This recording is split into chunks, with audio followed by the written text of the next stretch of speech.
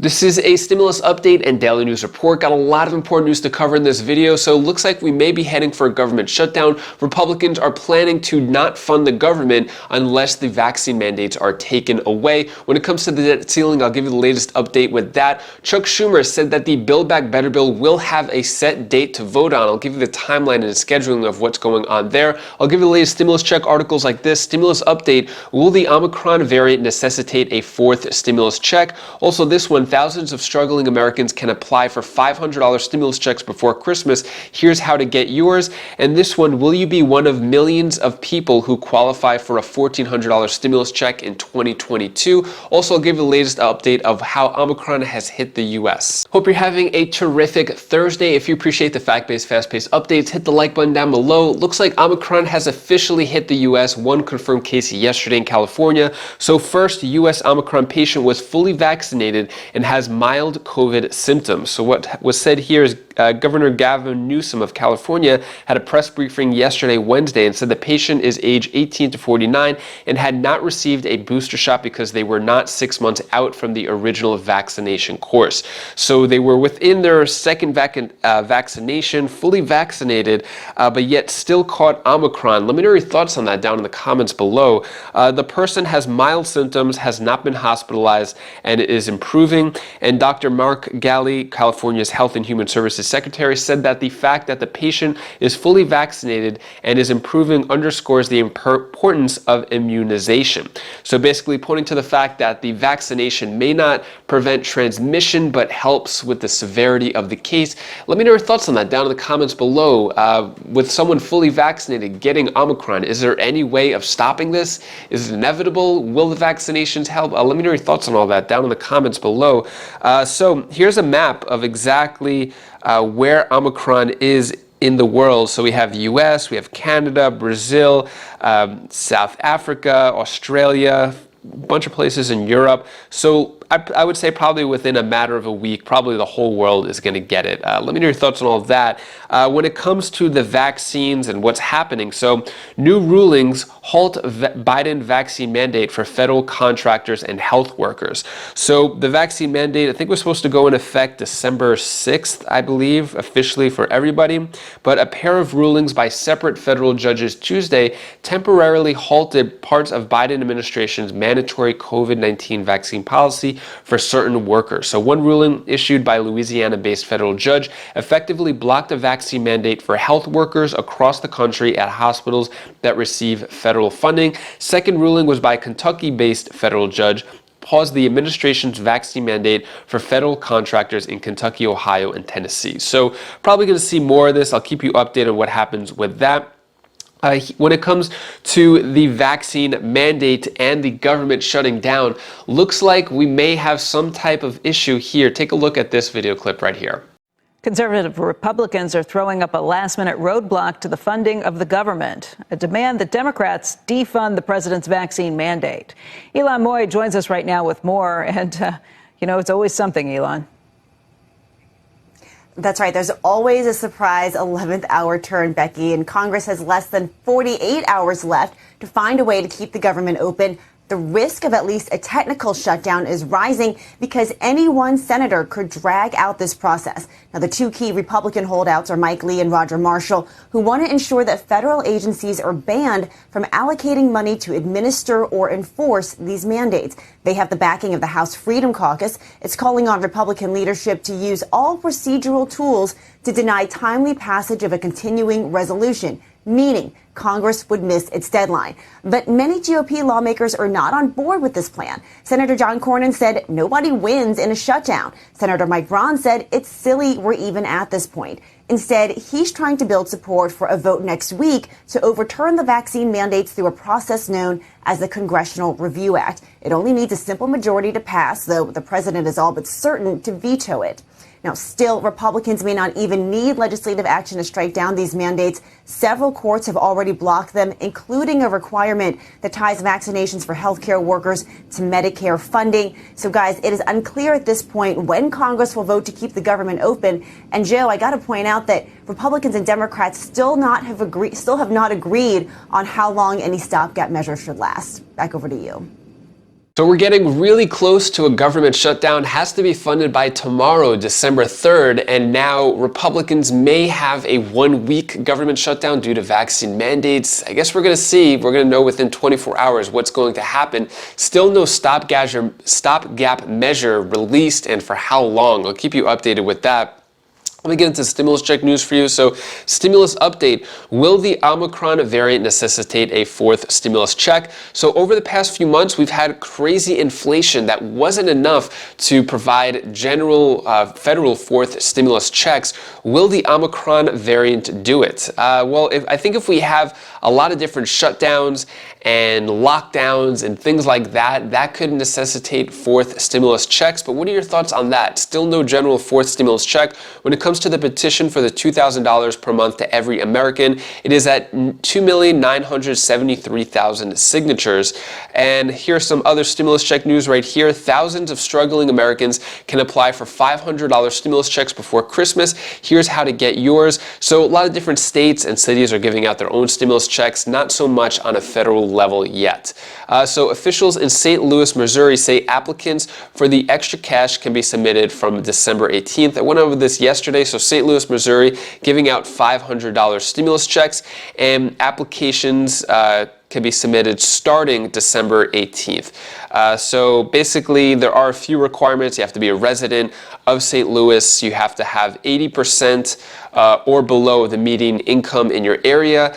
So yeah, those are the stimulus checks going on in St. Louis, Missouri. That's the latest state. Then we have eligible Maine residents will receive bonus stimulus payments in the mail through December. So this started to go out back in November, but these are the $285 checks that go to eligible residents through the end of 2021. They're going to be sent out, I guess, throughout the month. This was for people in Maine who worked throughout the pandemic, sort of like a hazard pay program there.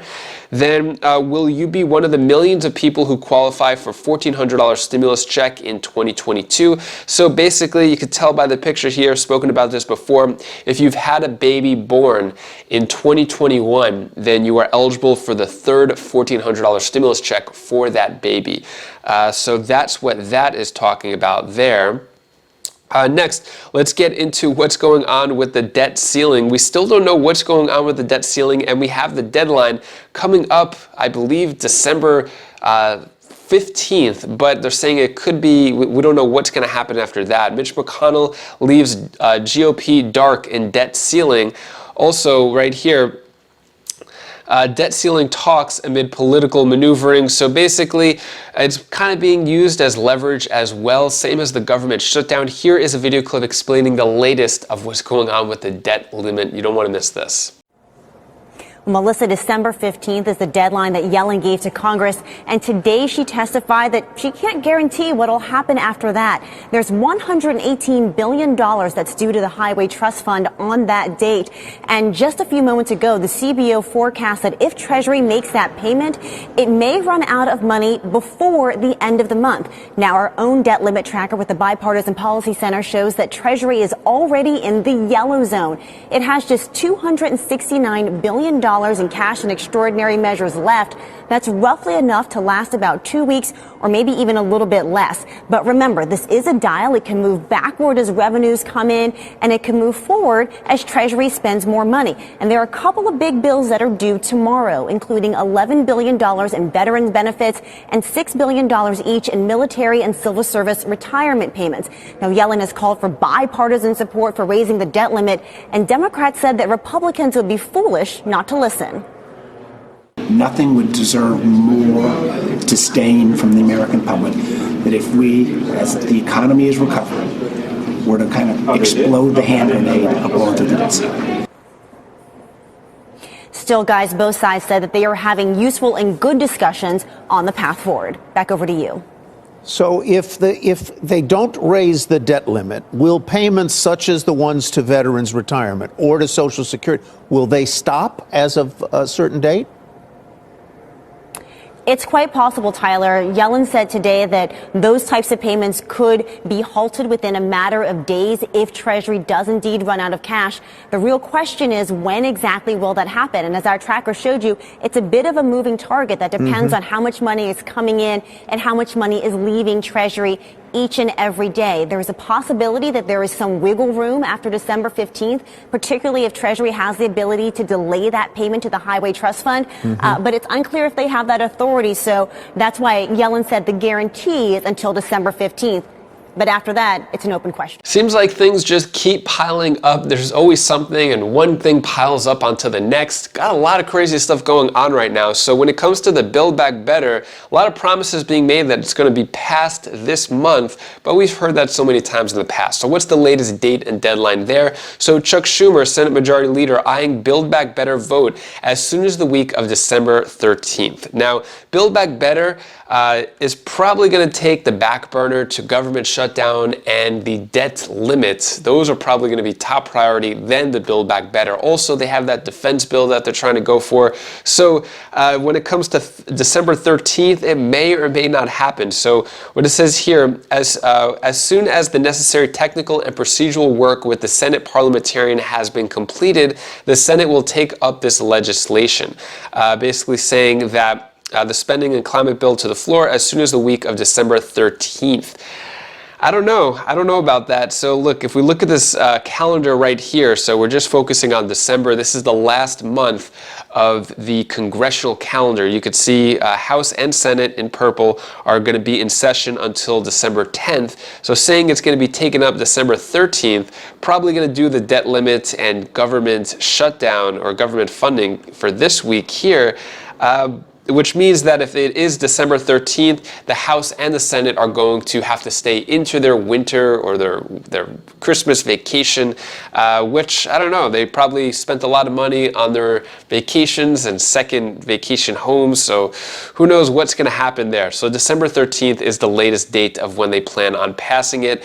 So this is the second day in a row that I haven't had any Democrats video clips promoting the Build Back Better plan. Here is the Republican perspective right here.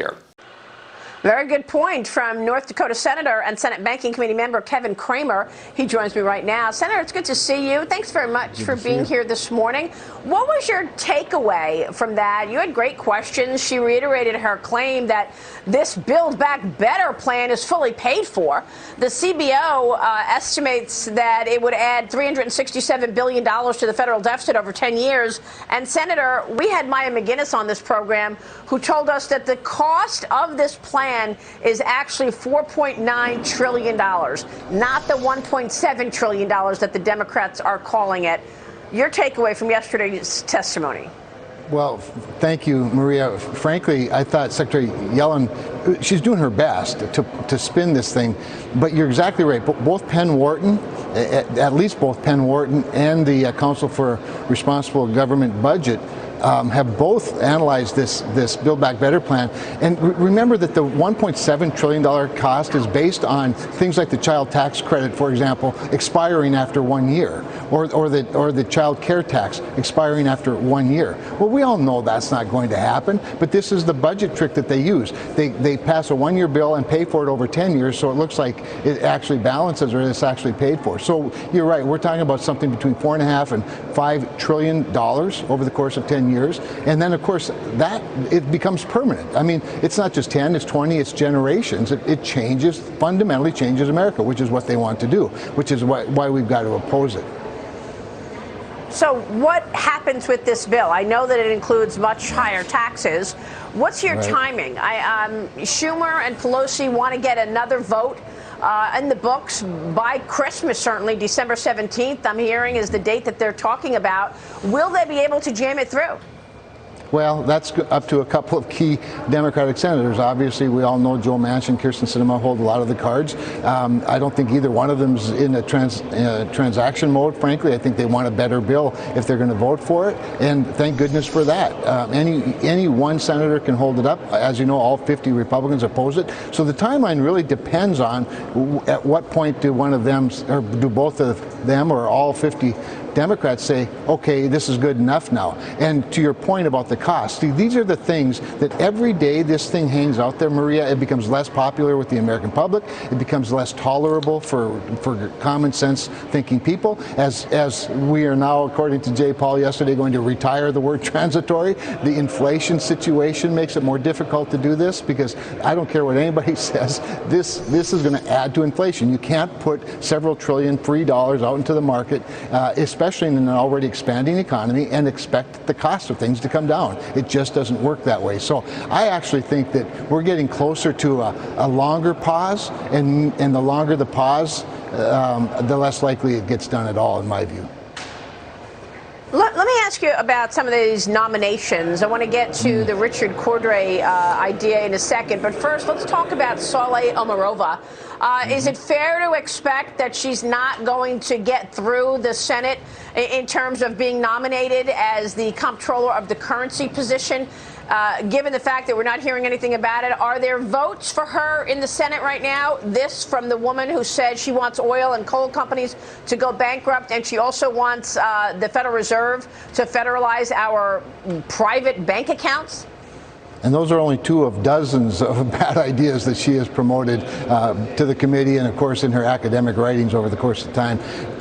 There is not a vote scheduled on her. I cannot imagine that they're not going to pull her nomination, and I don't know for the life of me what they're waiting for. Again, the longer her nomination hangs out there, I think the worse the politics is for the left, because, well, this is pure socialism on display without apology, and I just don't believe the American people are ready for that. What are your thoughts on what Senator Cramer has to say?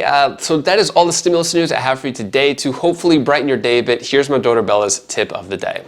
Hi guys, this is Bella. This is the tip of the day. So like when you have a headache, 90% of headaches, you need to drink some water, because headaches with water, headaches makes you feel dry, and it doesn't make you feel good. So water helps you. Thank you so much for watching. Appreciate all of your support. So here are some clips of the kids. We're kind of doing some fun stuff for my wife's birthday week. We did some ice skating, which was really cool. It was my daughter's first time going ice skating, which was amazing. I think I went maybe 15 years ago.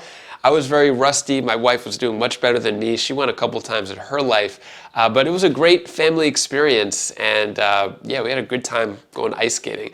My daughter Kalea, 3 years old, was screaming the first time she went on the ice. She was like scared. She didn't know what was going on, and then at the end she loved it. But yeah, it was a good time. Anyways, if you want to check out any of my other videos, you could click up here for my other channel, and I'll see you in the next video. Take care, be safe. Thank you for watching.